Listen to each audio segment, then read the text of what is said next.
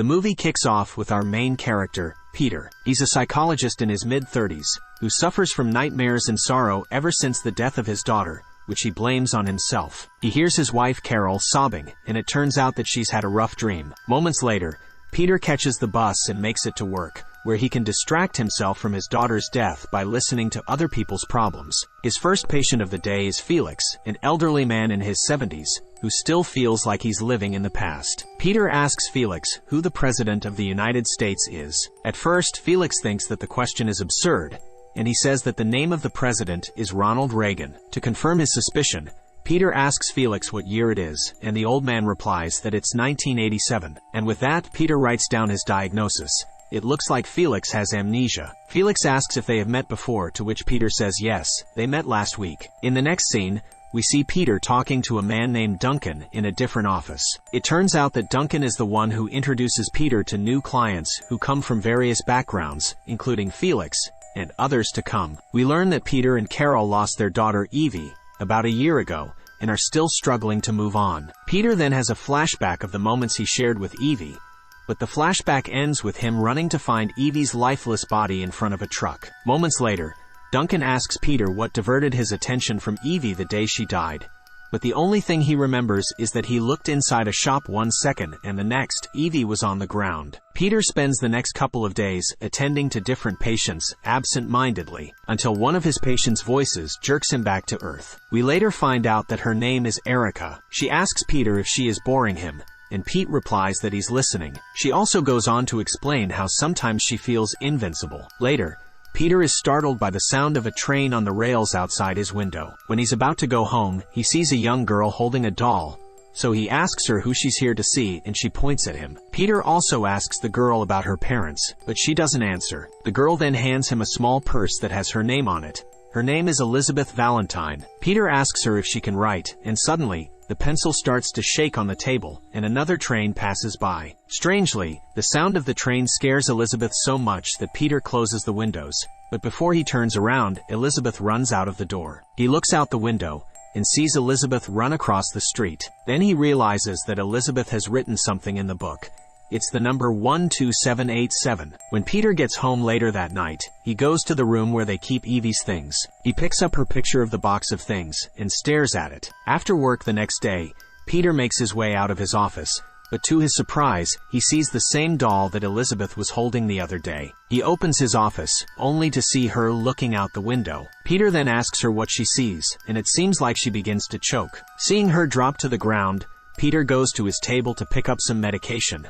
But when he turns back around, Elizabeth is no longer there. The following day, Peter takes Elizabeth's doll and meets Duncan, but Duncan believes that Peter is imagining the whole thing. Duncan asks him how old Evie would be if she were alive, and then he asks Peter about Elizabeth Valentine's name. It turns out that Duncan's theory about Peter imagining things makes sense, because the initials of the girl read EV, his daughter's name. When Peter gets back to his office, he picks up Elizabeth's case paper, and also looks at the paper that she wrote on. Peter opens the drawer of his desk, only to find the train pass that Elizabeth had given to him. When he gets home later that night, he falls asleep on the train, but as he opens his eyes, he is shocked to see one of his patients from earlier, Erica. The lights go off, and then this happens. Peter gets off the train and sees Erica's scary-looking figure floating in the air. He starts doing research on Elizabeth Valentine, and finds out that a death certificate has already been made for her. As if that wasn't enough, he finds that most of the patients he has attended to in the past couple of days are all dead,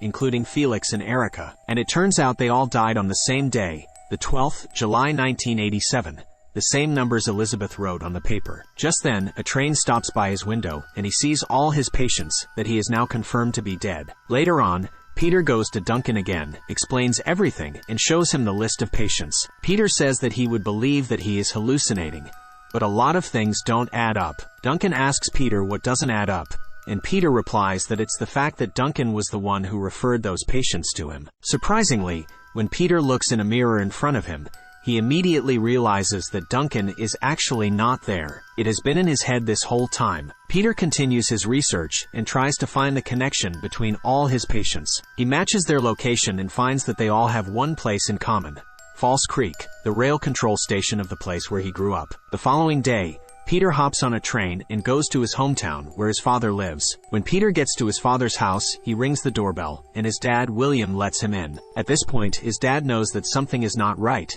so he asks Peter what is really going on because he shows up unannounced and without his wife. Peter jokes how he thinks William is the shrink, and his dad reminds him that he's a cop, so Peter reminds his dad that he's retired. Moments later, Peter goes to his old room and opens the door to the closet, bringing a small box out. Inside, he finds an old newspaper and stares at it for a while. Afterwards, he leaves the house and arrives at a bar, where he walks up to a man named Barry. Turns out Barry is a childhood friend of his. They catch up for old-time sake, and Barry learns that Peter lost his daughter and starts to feel sorry for him. Peter tells Barry that the death of Evie made him think of his past, and that he wants to talk to him about what happened in 1987.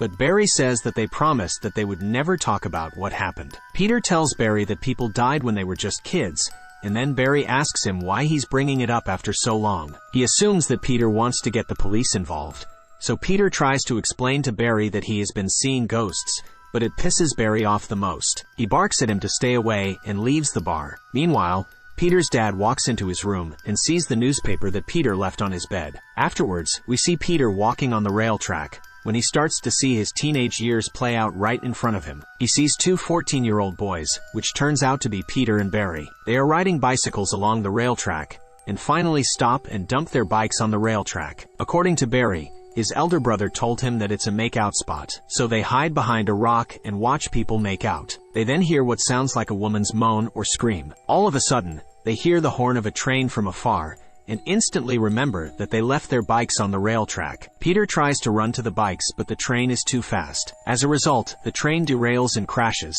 and all the passengers are dead. Young Peter goes closer to the train wreck and recognizes some of the passengers as the patients he had spoken to, including Felix and Erica. He can also see Elizabeth Valentine inside the train, and the flashback ends. Moments later, Peter makes his way to leave, but stops when he sees Elizabeth Valentine. Suddenly, Felix approaches him from behind with a bloody face, and Felix towers him until the blood from his face falls on Peter's face. With that, Peter comes back to reality. The next day, we see Barry at the railway station. Meanwhile, Peter finally decides to go to the police station to confess, but he lies.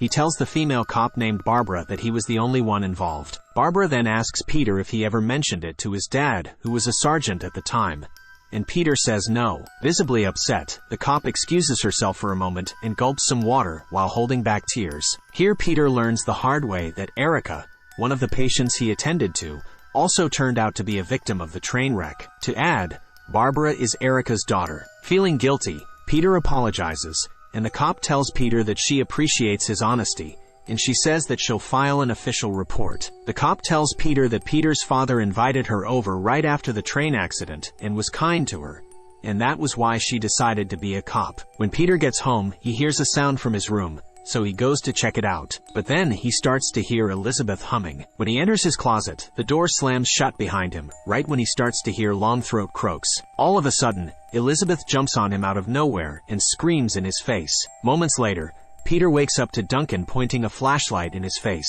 Peter tells Duncan that he has told the truth and put it to rest, to which Duncan asks why they are still there. Duncan adds that it's impossible for two small bikes to derail a train, suggesting that Peter's mind is trying to change the truth because it's unacceptable. Duncan also says that Peter doesn't even remember the way his daughter died. Peter then has a flashback of the day Evie died, and remembers what caught his attention. It was a toy train station in a shop. With that, he wakes up. Meanwhile, Barbara is going through the case files from the train wreck 1987. In one of the pictures, she sees William doing his job, and strangely, young Peter is at the train wreck scene too. Later that day, Peter visits the rail track again, and is trying very hard to remember what exactly happened that night. He remembers running in the woods, and also remembers seeing a hand pull the controls in the signal box. Immediately after that memory hits him, he approaches the signal box by the rail track. He goes upstairs and stands in front of the door when the door opens, only for Peter to see Barry's lifeless body hanging from the ceiling. When the cops arrive at the scene, Peter has no choice but to confess to Barbara that Barry also left his bike on the rail track. In the meantime, one of the police officers in the signal box finds a badge on the floor. When Peter gets home, he takes a closer look at the newspaper and finds out that Elizabeth Valentine was missing before the accident. He then remembers seeing Elizabeth running in the woods. At the police station, the police officer who found the badge gives it to Barbara right before Peter shows up at the office. He tells her that he thinks Elizabeth wasn't on the train because he remembers seeing her running from a car just before the accident. Barbara asks Peter how he knows what Elizabeth looks like, so he explains that he sees the ghosts of the victims from the accident and asks her to help him. Seeing that Barbara doesn't believe him, Peter tries to describe her mom, Erica. He says that she has a British accent and that she calls her Benny. This confuses the cop, and she asks Peter to go home because he's not helping. When he gets into the car, he finds Elizabeth's doll on the passenger seat, and instead of driving home, he drives into the woods where he remembers seeing her. He stops the car in the middle of the woods and begs Elizabeth to show him what happened that night. Suddenly, an invincible hand hits the car's window, and when Peter looks ahead, he sees Elizabeth. She gestures to him to come along, and he does as she says. Back at the police station, Barbara takes out the badge that the police officer gave her earlier. She sees that the badge has the same name as the school Elizabeth attended, and so she rushes to find Elizabeth's case file and sees that the case was closed. At the same time, Peter follows Elizabeth until he can see the railway signal box from afar. By this time, Barbara drives to William's house and asks him if he can talk, and he invites her in. Barbara tells William that she pulled out his old report from the train crash. William tells Barbara that she is taking it too personally because she lost her mom, but she says she doesn't think it happened the way Peter explained it, that two bikes were mistakenly left on a train track. In the case file statement, William states that he received a call at the police station, and he proceeded to drive to the accident. He says he took the only available road, which is Oakstone, but Barbara points out that it would be impossible to drive through that road because the road was completely blocked by the wreckage. She says that the only way he could have driven across the tracks if he was at the scene before the accident. She then shows him the badge they found in the signal box and says that she's sure it belongs to Elizabeth Valentine, missing schoolgirl. William was in charge of Elizabeth's case, but he closed the case after he found her body in the wreckage. However, out of all the bodies found, hers was the only inconclusive cause of death, and Barbara thinks Peter saw something that night. Meanwhile, at the signal box, Peter finally remembers exactly how things played out that night.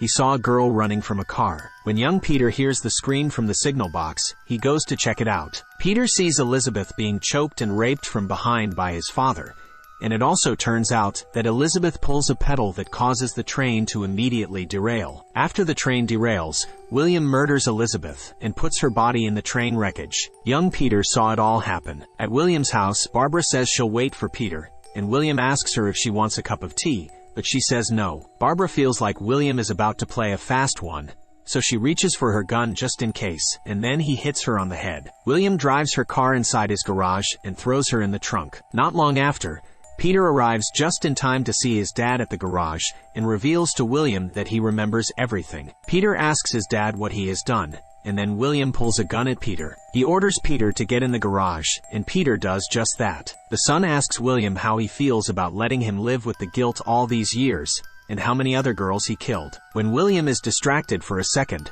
Peter uses the opportunity to fight him off. But unfortunately, William gets hold of a tool on the floor and hits Peter with it, causing the son to fall unconscious. Before dawn the following morning, William drives across town with Barbara in the trunk and Peter in the back seat. Suddenly, William sees Elizabeth in the middle of the road and loses control of the steering. He drives off the road and Peter falls out of the car, still unconscious in the process. The car ends up on the rail track, and William tries to start the car but it doesn't come on. Suddenly, all the doors of the car lock on their own, and William struggled to get it open, but it doesn't work. He is terrified when he sees a monstrous-looking Elizabeth in the mirror, and he hears the horn of a train from afar. Peter wakes up in time and sees the train approaching, so he immediately picks up the father's gun and starts to shoot to break the windows open. He succeeds in shooting the car trunk open, and Barbara gets out of the car. However, when William tries to get out, Elizabeth appears and pulls him back in. Peter can see all the victims of the accident again,